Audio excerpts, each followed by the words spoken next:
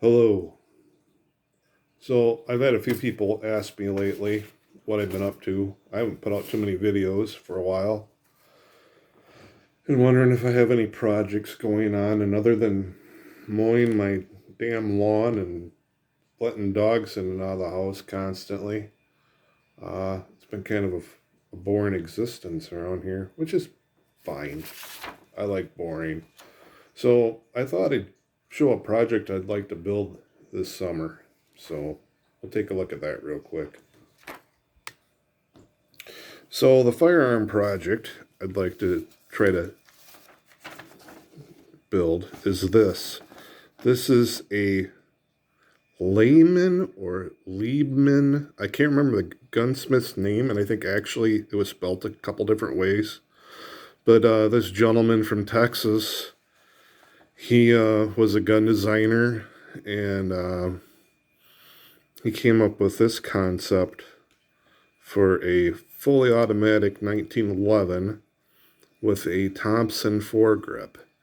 And he had the misfortune of selling this design to a couple high-profile criminals back in the 30s, most notably John Dillinger and I believe Machine Gun Kelly, who he described upon meeting them as just a couple nice, businessmen.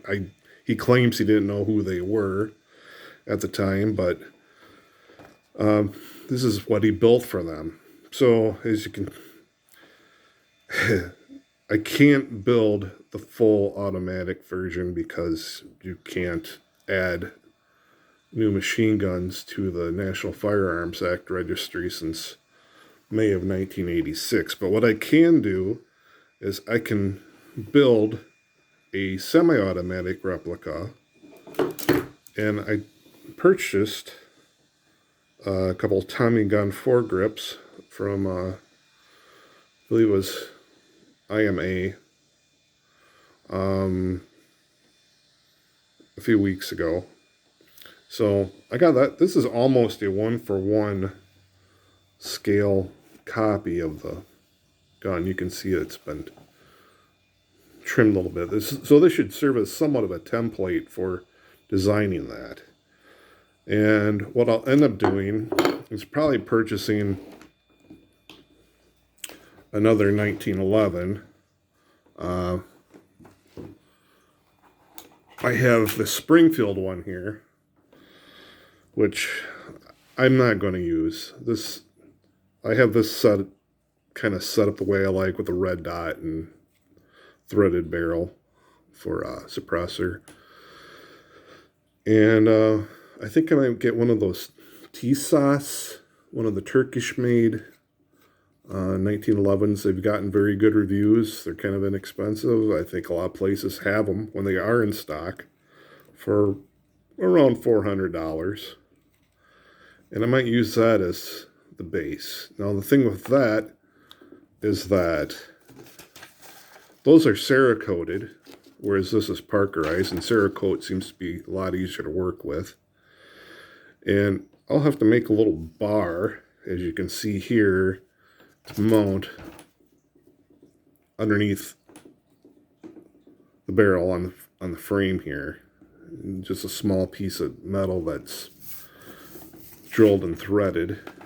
I do have the screw for that. So there'll just be some real minor gunsmithing with that. And I'll probably buy a longer barrel, because I believe you can buy a 12-inch barrel. You can probably buy whatever length you want, but I know there's 12-inch barrels. And I should be able to copy that, cut it down, and perhaps one of my machinist friends can do the reliefs here for,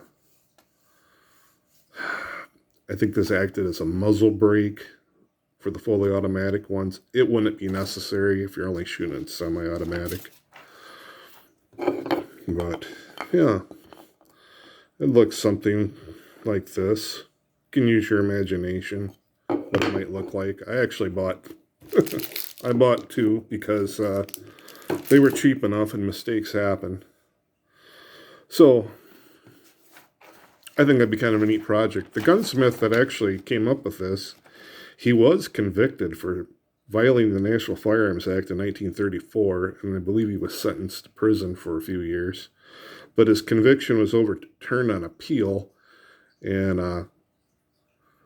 I believe he might have been the first person prosecuted under the National Firearms Act. But he got out of prison, and I believe he had a gun shop somewhere in Texas until mid-late 70s.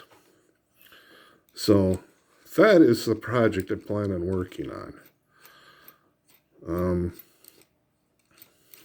What I am waiting on is that my gun shop friends up the street, they're getting their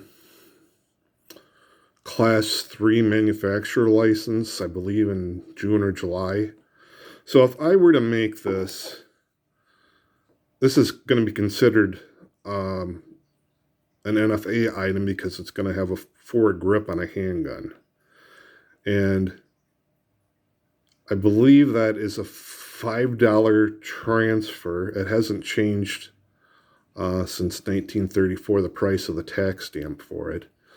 And the benefit of that is if I have the guys up the street do it, I believe I'm only going to have to pay for the $5 stamp. Whereas if I go and I do it, I'll become a manufacturer of a firearm. And that's going to be a $200 tax. So even in $20, if I can save $195 by having them do it under their license, and I'll purchase the $5 stamp, that seems like a reasonable way to do it. So, kind of interesting bit of history.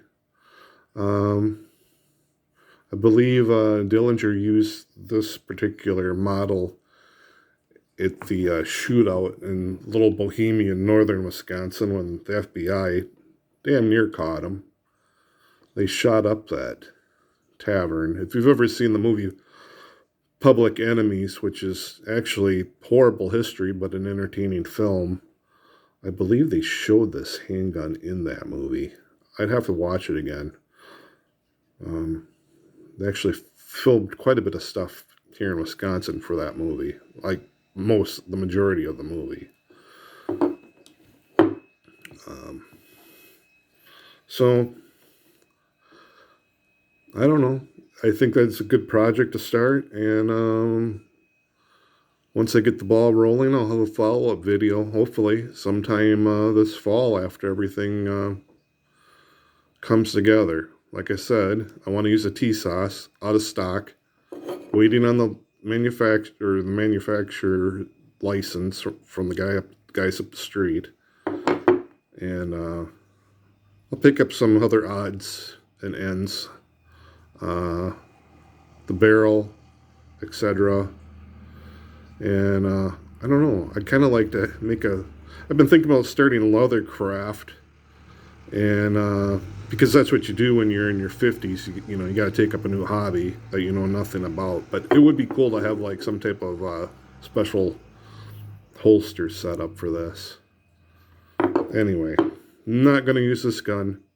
Going to use something that's Cerakoted. Be much easier to touch up the underside of the frame with Cerakote than to try to parkerize a small piece and have it blend and whatever, even though most of it would actually be covered up by this. But anyway, that's what's kind of on my radar. And